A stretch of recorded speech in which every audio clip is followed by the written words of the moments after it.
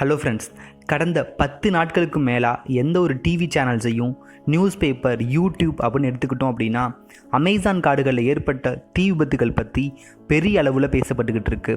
அமேசானில் ஏற்பட்ட ஒரு தீ விபத்து இந்தியாவில் ஒரு மூலையில் இருக்க நமக்கு என்ன ஒரு பாதிப்பை ஏற்படுத்த போகுது அப்படின்றது பலரோட எண்ணமும் கருத்தாகவும் இருக்குது. ஏன் அமேசான் காடுகளை பூமியோட நுரையீரல்னு சொல்கிறாங்க, என்ன ஒரு அவசியம் வந்திருக்கு அப்படின்றது நமக்கெல்லாம் ஏற்பட்ட சந்தேகமாகவும் இருக்குது. இந்த சந்தேகத்துக்கெல்லாம் விடை சொல்கிறதுக்காக தான் இந்த வீடியோ. பூமியோட நுரையீரலாக கருதப்படக்கூடிய அமேசான் காடுகள் தொடர்ச்சியாக அழிவு சந்தித்து வந்துக்கிட்டு இருக்கு. மலைக்காடுகளில் 16 நாட்களாக தொடர்ந்து எரியும் காட்டுத்தீயால் பல வகை உயிரினங்கள் பெரும் பாதிப்பை கண்டிருக்கு. பல்லாயிரக்கணக்கான ஏக்கர் நிலப்பரப்பு காடுகள் தீக்கு இதுவரைக்கும் இரையாயிருக்கு. தீயினை அணைக்க எல்லாரும் போராடிக்கிட்டு இருக்காங்க. பிரேசில் நாட்டோட ஒரு அங்கமாக இருக்கக்கூடிய அமேசான் காட்டில் உருவான இந்த காட்டுத்தீ அந்த நாட்டில் சுமார் 2700 கிலோமீட்டர் அளவுக்கு ஒரு புகை மண்டலம் சூழ்ந்து காட்சியளிக்குது. அங்கே இருக்க பழங்குடி மக்களோட பேசும் மொழியில் அமேசான் அப்படின்னா படகுகளை அழிக்க வல்லவன் அப்படின்னு பொருள். இங்கே ஓடிக்கிட்டு இருக்க நதியோட செழிப்பால் தான் இந்த காடுகள் எல்லாம் ரொம்ப செழித்து வளர்ந்துருக்கு. இங்கே மழை அதிகமாக பெய்யறதுனால இதை மலைக்காடுகள் அப்படின்னு சொல்கிறாங்க. இந்த அமேசான் மலைக்காடுகள் 5.5 மில்லியன் சதுர கிலோமீட்டர் பறந்து விரிந்திருக்கு. ஜஸ்ட் இமேஜின் பண்ணி பாருங்கள். இந்த மலைக்காடு வந்துட்டு பிரேசில், பிரான்ஸ், சுரினம், ஈக்வடார், பொலிவியா, பெரு, கொலம்பியா, வெனிசுலா இப்படின்னு 9 நாடுகளில் பரவி இருக்குது. அப்படின்னா இந்த அமேசான் காடுகள் எவ்வளோ பெருசாக இருக்கணும் அப்படின்றத கொஞ்சம் இமேஜின் பண்ணி பாருங்கள். உலகில் வாழக்கூடிய உயிரினங்களில் 1/3 பகுதி அமேசான் காடுகளில் தான் வசிக்குது. ஆபத்தான உயிரினங்கள் இங்கு நிறையா இருக்குது. உலகில் உள்ள பறவைகளில் 1/5 பகுதி அமேசான் காட்டில் தான் இருக்குது அப்படின்னு புள்ளி விவரம் சொல்லுது. மேலும் இக்காடுகளில் பாம்பு அப்படின்றது ஏராளமாக இருக்குது. அனகோண்டா போன்ற பாம்புகள் இங்கே தான் அதிகமாக இருக்குது.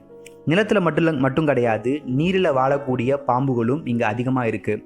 பல வகை அரிய மூலிகைகள் இக்காட்டில் இருக்குது. உலகில் உற்பத்தியாகக்கூடிய அதிகப்படியான ஆக்சிஜன் எங்கேருந்து கிடைக்கிது அப்படின்னா இந்த அமேசான் காட்டிலிருந்து தான் நமக்கு கிடைக்கிது. இப்படி பல வியப்புகளையும் கற்பனை கெட்டாத ஆச்சரியங்களையும் விடுவிக்க முடியாத மர்மங்களையும் தன்னகத்தை கொண்டிருக்க ஒரு பகுதி தான் அமேசான். இதை தான் பூமியோட நுரையீரல் அப்படின்னு சொல்லிட்டு இருக்கோம். இந்த அமேசான் காடுகளில் தான் கடந்த 8 மாதத்தில் மட்டும் 75,000 முறை காட்டுத்தீ ஏற்பட்டிருக்கு. பிரேசிலில் இருக்க இந்த அமேசான் காடுகளில் ஒரே சமயத்தில் 1000 இடங்களில் தீப்பற்றி எரிகிற சம்பவம் நடந்துக்கிட்டு இருக்கு.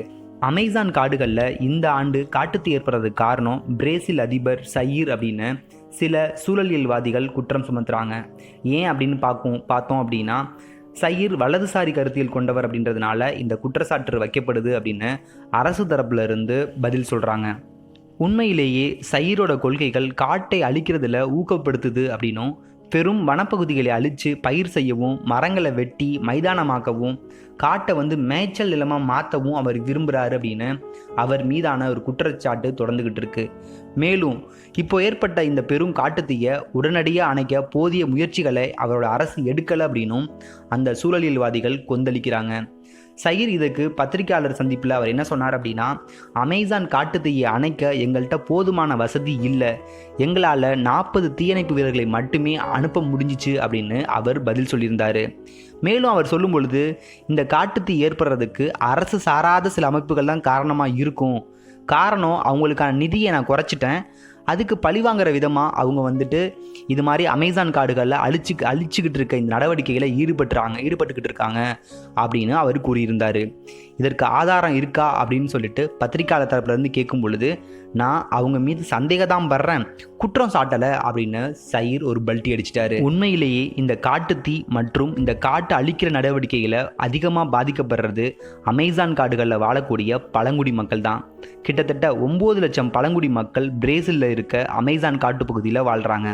இவங்களோட வாழ்வாதாரம் பாதிக்கப்படுது அப்படின்றத தாண்டி இயற்கையை அழிக்க மனுஷங்களுக்கு என்னடா உரிமை இருக்குது அப்படின்றது தான் அந்த பழங்குடி மக்களோட வாதம்.